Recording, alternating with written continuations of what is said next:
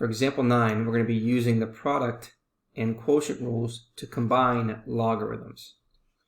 So how do we go about that? Well, we're going to given a sum, a difference, or a product of logarithms with the same base, we're going to write an equivalent expression as a single logarithm.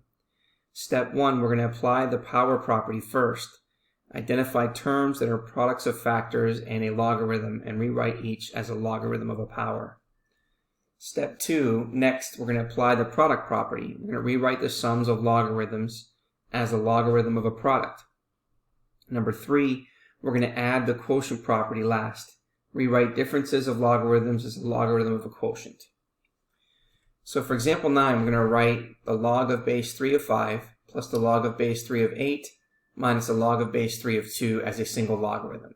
So they all have the same base, so then we can use that rule. So the first part says using the product and quotient rules.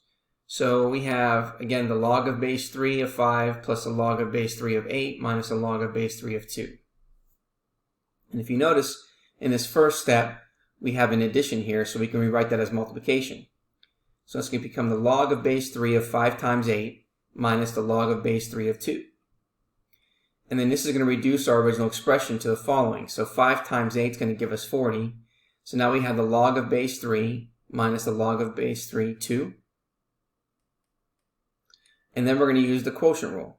So since it's subtraction, then we can rewrite those as division. So we have the log of base 3 of 40 divided by 2, which becomes a log of base 3 of 20.